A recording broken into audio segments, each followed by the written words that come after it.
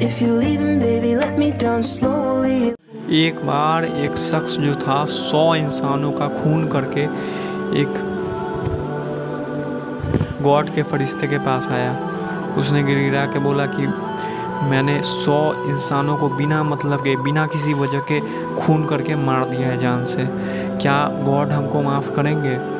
तो गॉड का फरिश्ता बोला कि हाँ, क्यों नहीं माफ़ करेंगे। एक बार तुम गिड़गिड़ा के रो के गॉड से माफ़ी मांग लो, वो ज़रूर तुम पे रहम दिखाएंगे और तुमको माफ़ कर देंगे। वो जो कातिल था वो 100 लोगों का खून किया था, वो माफ़ी मांगा और गॉड उसको माफ़ कर दिए। यही नहीं, गॉड उसको माफ़ भी किए, उसको हेवन में भी भेजे, जन्नत, और उसको माफ़ भी किए। फिर आप लोग तो भाई क्या ही बड़ा गलती किए होगे। हाँ, ना तो आप किसी को ताना देके मार दिए हो जान से, ना किसी का खून किए हो, कत्ल किया हो। ये तो भाई कम दर्जे का जुर्म हुआ।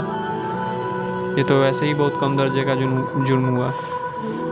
ना ही आप किसी को अपाहिज बना दिए हो मार के, ये और कम दर्जे का जुर्म हुआ। और सबसे बड़ा जुर्म भाई अगर गॉड की नज़र में देखा जाए तो वो है किसी की जान ले लेना। जब इतने बड़े कातिल को गॉड माफ़ कर दिए तो भाई आप लोग तो बहुत ही छोटा गलती कर रहे हो। तो भाई बस एक बात है कि भाई गॉड के सामने जाओ और गिड़गिड़ा के रो के आँख से माफ़ी मांग लो। और फिर भी माफ़ी मांगने के बाद भी अगर आप लोग अपने आप को समझते हो कि भाई गॉड हमको माफ़ नहीं कर रहे होंगे, तो इसका मतलब है कि आपके अंदर तकब्बुर है। इसका मतलब ये हुआ कि आप अपने आप को, अपनी गलती को गॉड के रहमत से ज़्यादा बड़ा समझ रहे हो। कि भाई आपको लगता है कि भाई गॉड तो माफ़ कर ही नहीं सकते अब। नहीं, गॉड का ये औकात नहीं है कि वो हमको माफ़ कर दें। हम बहुत ज़्यादा बड़ा गलती कर दिया, अब गॉड हमको माफ़ कर ही नहीं सकते, ऐसा आप लोगों को लगता है। तो फिर ये बहुत बड़ा जुर्म हो जाएगा आप लोगों के लिए। आप लोग तो एक बार हाथ उठा के गिड़गिड़ा के माफ़ी मांग लिए ना, गॉड दिलों के हालत को जानते हुए वो बिल्कुल माफ़ करेंगे। लेकिन इसके बावजूद भी अगर आप सोचते हो कि भाई हम माफ़ी मांग लिए, गॉड हमको माफ़ कर नहीं सकते हैं, तो भाई इसमें आपका गलती है। ये एक आपके ऊपर जुर्म लगेगा कि भाई हम माफ़ किए, फिर भी इसको गॉड पे शक था कि भाई ये माफ़ी मांगा है, फिर भी इसको लग रहा है कि गॉड इसको माफ़ नहीं किए होंगे। ये सारा अज़ाब जो है आपके ऊपर जाएगा अगर आप ऐसा करते हो तो भाई आपको करना क्या है, एक बार जाओ गॉड के सामने गिड़गिड़ा के रो के आँख से माफ़ी मांग लो और उसके बाद भूल जाओ कि हम गलती किए हैं।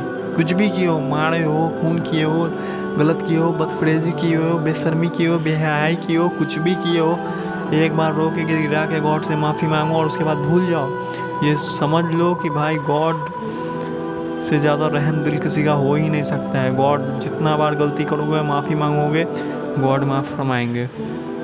हाँ, लेकिन इस नियत में नहीं करना चाहिए कि भाई गलती कर लेते हैं हम, उसके बाद माफ़ी तो मांग ही लेंगे। इस नियत में करोगे तब तो ये जुर्म होगा, आपके ऊपर ही होगा।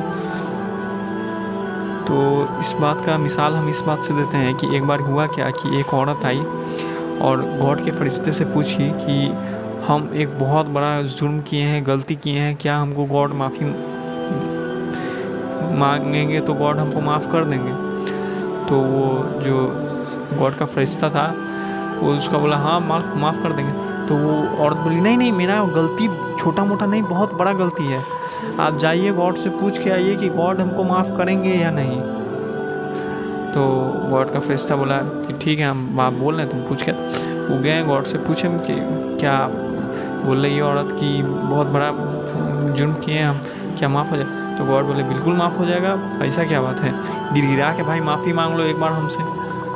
मतलब माफ़ी मांगोगे तो गॉड माफ़ कर देंगे। वो गॉड का फरिश्ता गया उस औरत के पास और उसके जाके बोला कि आप माफ़ी मांगोगे तो गॉड माफ़ कर देंगे।